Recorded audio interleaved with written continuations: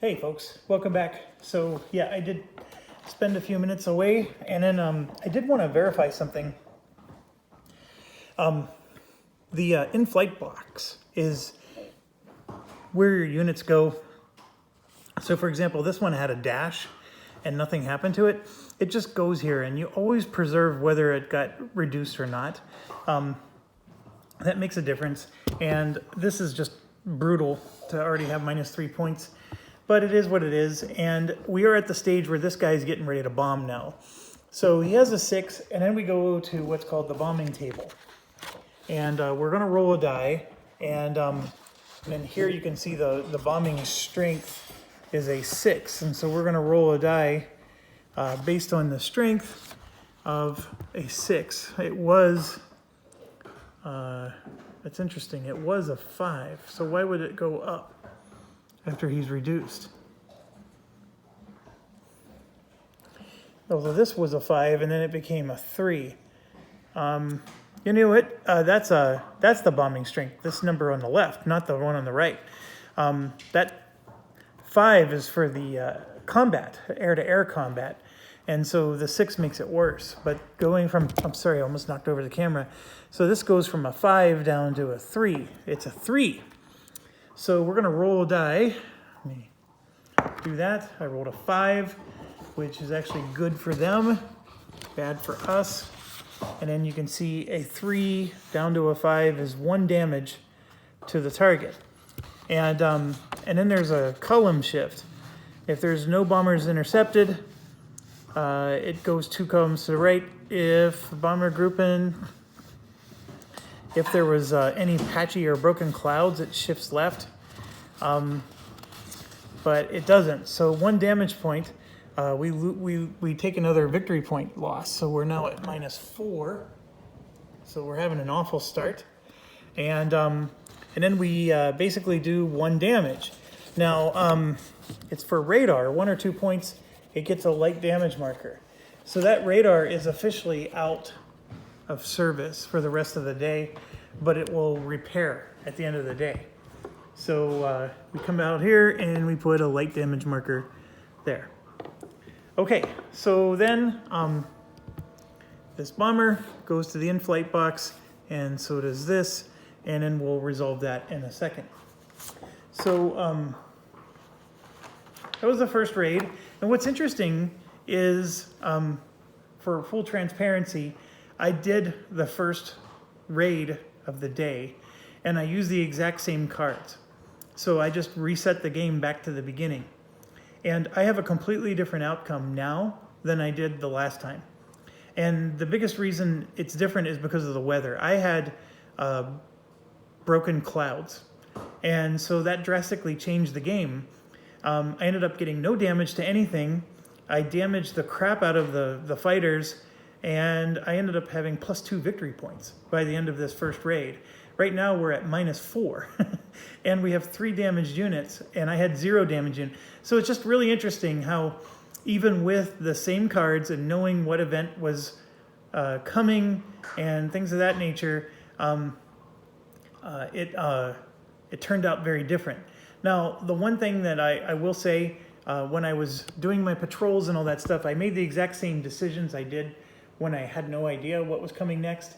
And then from this point forward, I have no idea what's coming next, just so you know. We're at all the further along that I was when I did that, because I don't know, I just hate it when people script games, and I want to see real gameplay, and I just want you to understand that when I was assigning units to patrol and all that, I made the exact same decisions as I did when I didn't before. The one big difference is because of the clear skies, I was able to bring these units in. I wasn't able to do that last time. So I even had more units helping me in the battle, and it still wasn't enough. I still had a much worse outcome. So, okay, next up on our list, we did the bombardment, and now we do what's called German recovery. So we do the in-flight recovery, and then we do clock update. Now, what's interesting is it's only German recovery. Our stuff stays in the in-flight box. And You'll see why in a second. But basically, bombers to air bases reduced because these are the reduced bombers. See the yellow line there? So, oh no, I'm sorry. All bombers go to the air bases reduced. It doesn't matter. So that would be these two. And so they're both Ju-88s. They go back reduced. And what that means is they can't participate for the rest of the day. So once a bomber participates in a raid during a given day, it can't participate ever again. So they go back reduced. Full fighters go back to the clock +3. That's this one. So if you look at the clock, you just go 1, 2, 3. And so that fighter will be available at 1600. Reduced fighters go to the clock +4 and they get flipped to full. So all of these go to 1800.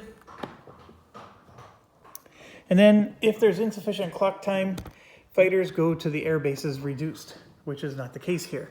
Now these two are staying, but I can just give you a sneak peek. I was correct. This one, because it's full strength, will land in the rearm. And this one, because it's reduced, will land in the land. And all that means is it just takes longer to go back into service. Okay, next we do clock update. So we're on step 16 here. Advance the clock marker as indicated by the time advance on the raid target event card you drew in step 11. Did I draw one in step 11? Yes. So we go over to here and you can see, time advance is 0, follow-up raid. Ooh, that's not good. So that means there's another raid coming.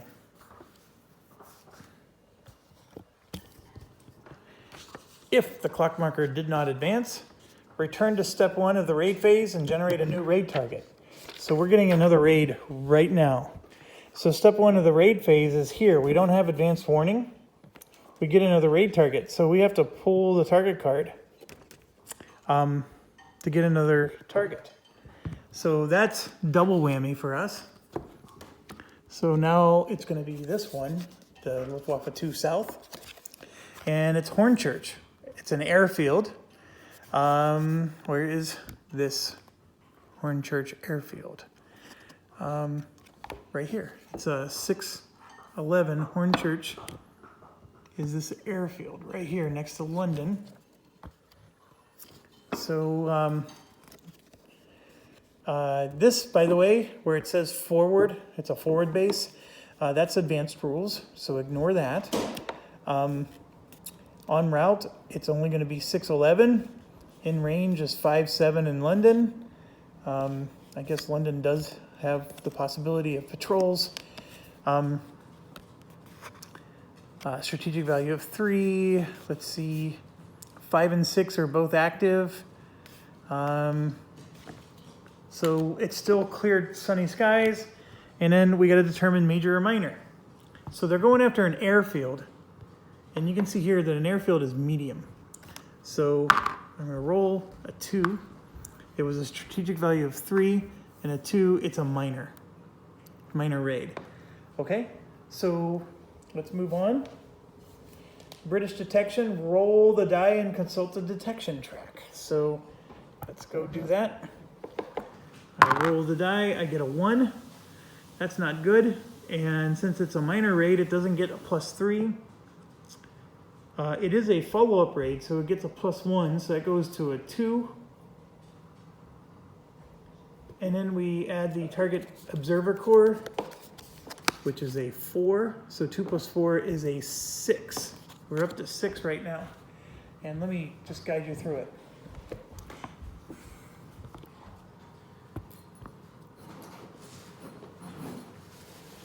Okay, it was not a major raid, but it was a follow-up. So the 1 + 1 is 2. And then this here gives me the +4 for 6. So that puts us at least on the board there at a 6. And then each undamaged radar adds +2. And that's going to add 1, 2, 3, 4. That puts us up to there. And here you can see we have limited and sufficient. Limited intelligence again, but we're sufficient warning. Okay, so sufficient warning simply means that the patrol and the sector can intervene, but no one else. So none of the, so what does that mean?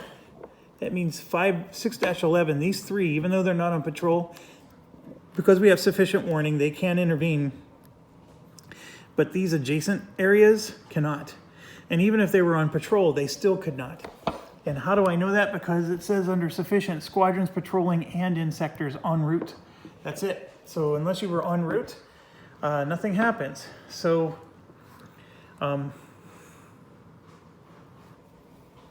yeah, it stinks we're doing a follow-up raid. We're going through all this all over again. But that's where we're at. So now it just says if the intelligence is poor, we have to deploy. That's not the case.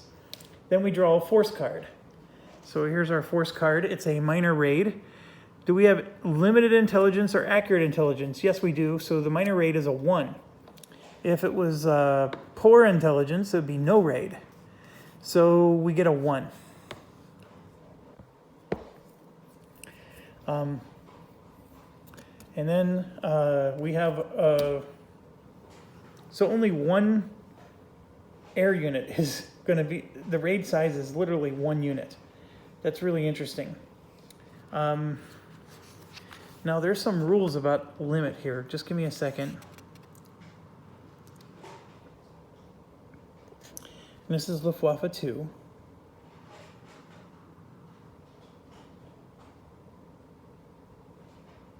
Oh, I made a mistake. Folks. Back up. Right here, follow-up raid. See, these are those exception things. If you just resolved a raid in which a time advance after the raid indicated a follow-up raid, do not draw a target for the next raid. Instead, conduct another raid using the same target card and the same raid type, minor or major. Do not roll on the priority table. Proceed directly to raid detection. Okay, my apologies. So this Hornchurch, I'm just going to put right back on top. I know we know what it is, and if that drastically changes things, I guess we're allowed to set our patrols or whatever based on that. Yeah, I'm just going to leave it there. I don't think it's going to change things that drastically, but we're basically doing another raid of the previous target, which is the Southampton port. So we're doing this again. And so we rolled a 1, like I said. Well, hold on, the strategic value was 2. We rolled a 2. It's still a major, just like they said, because they said we don't do the raid priority table. It stays as a major raid. The detection value is 3, plus the 1 is 4, and then one of these is damaged, so we only had 2 more. That puts it to a 6. That's all the more it goes. Because there was clear skies and only one of the radar fields adds plus 2. It is, hold on. Let's do this. Let's slow down and do it properly.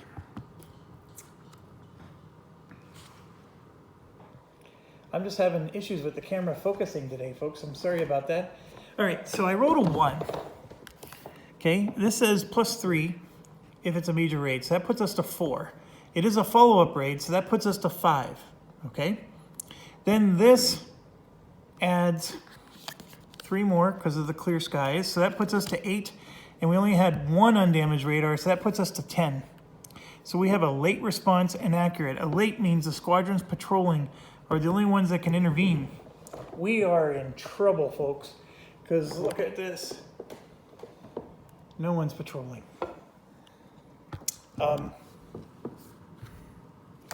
That's bad news. So we start off, conduct another raid using the same target and same raid type, minor or major. Do not roll, proceed directly to raid detection.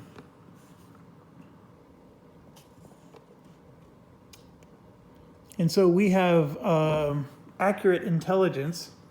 So let's go back to this. This was the card we drew. For a major raid, 8 planes are coming. And then we draw another one. And so this is going to be a JU-88 again. So let me grab one of those. Put it in a bomber box. Then we have a 110 and 2 109s. A 110 and 2 109s. And again, remember, we have to make sure that the letters are different. Another JU-88.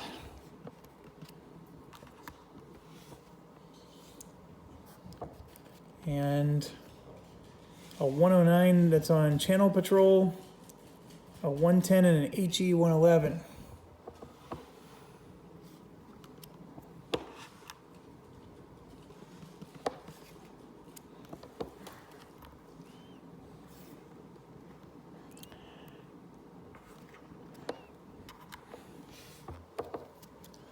Okay, this is bad.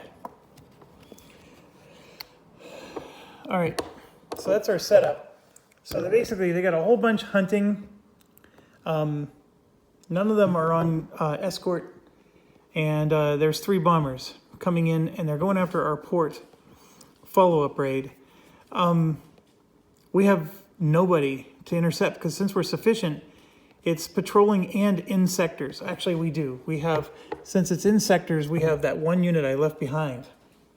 He's the only one available, so he can come up as a defiant single person. Now, why would I do that? Why would I send him to his doom? Let me see if I can find the rule real quick. But there's a penalty if you can't send anybody. It's pretty bad. VP lost for not responding. It's on page 10. It says you are never required to commit squadrons. However, if you do not, by choice or you're unable, and that raid includes 1 or more bomber, you must subtract 1 VP. Assess the loss once you know the Pacific German aircraft in the raid and have elected not to respond.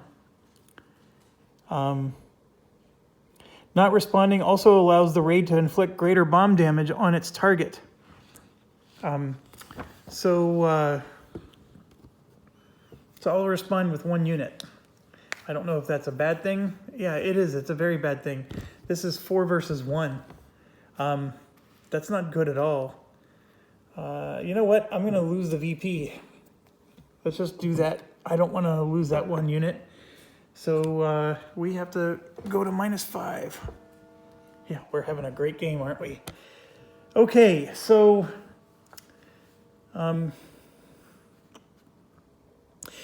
obviously this was when we were supposed to respond. The hunters would have intercepted. So let's play this out. Let's say that the hunters would have, let's say I would have sent that 1 guy out. There was 4 guys here, 4 Germans. So we would go to the 4 column, okay? Some of them actually have 2s on them, so that'd be 2, 4, and then we would have had 3 for 7. So we would have been right here on B. And I would have had to roll the die, so I rolled a 4.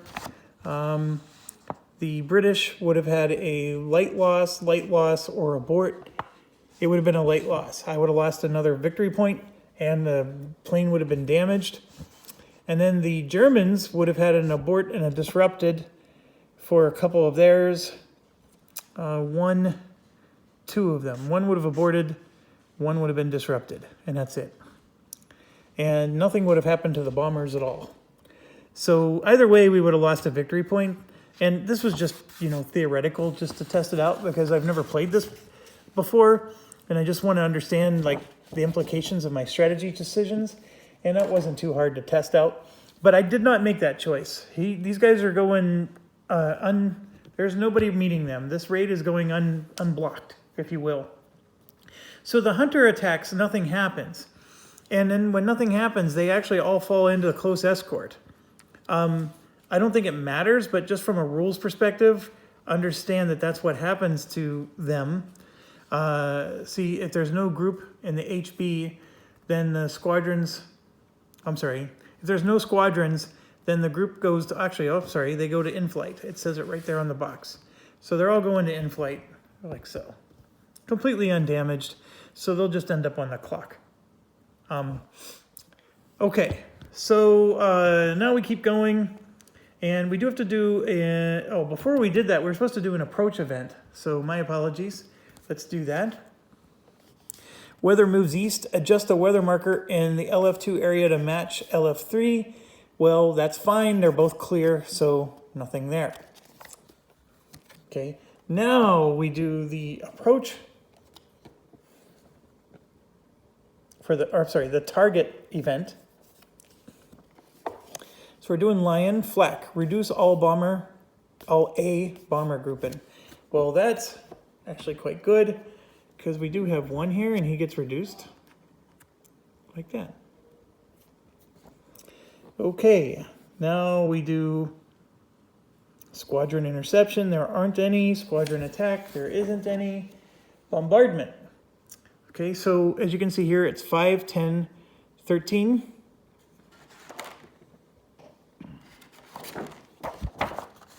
And we do need to roll a die. I rolled a 6. So it's a 13. They rolled a 6. It's an H, which is a heavy damage. So if no bombers are intercepted at any point, it shifts 2 columns to the right. So it's still an H. So this is where we get penalized for not having any interceptions.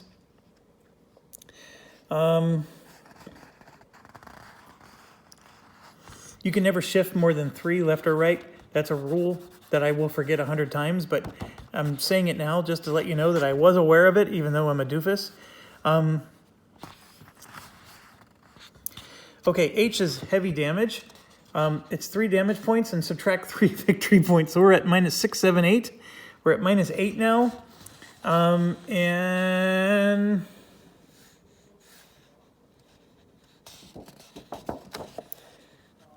ports, cities, and military bases, there's no additional effects. So it's just heavy damage to the port. And we...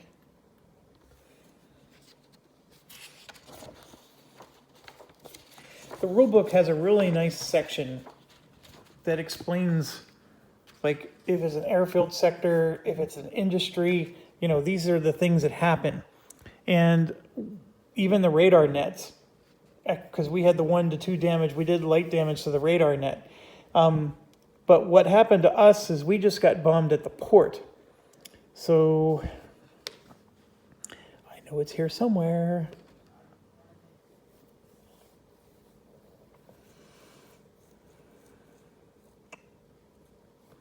Yeah, damage points have no effect on ports, cities, and military bases, but you lose victory points. That's the thing. So they damaged our port and cost us 3 victory points, but there's no actual lingering, you know, game effect that happens to us. So ports is really just, we lose victory points. We don't lose anything else. I would say that that's a moral victory out of this. It's, you know, it's not ideal, but it could have been worse if it was like they were bombing the industry or our airfields, for example. So that would have been a lot worse outcome. Okay.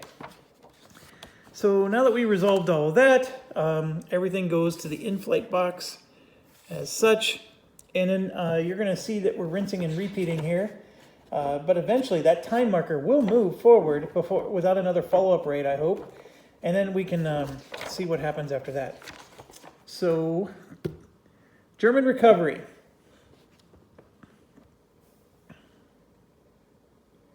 And yes, now we do what it says. So bombers go to their air bases reduced. So Ju-88s are both in their air bases reduced. So you can see here there's still 1, 2, 3, 4, 5 of them left. And then this HE-111 goes back reduced. And then all of these fighters were undamaged. And they go on the clock +3. So they get added to this stack there. And so sorry if I'm being wobbly with the camera. All right, now we go back to this. Time advanced. No LW deplete. 0 LW depleted. So if there's no Luftwaffe depletion, then it's a 0 time advance. Oh my gosh, we're raiding again. Are we serious?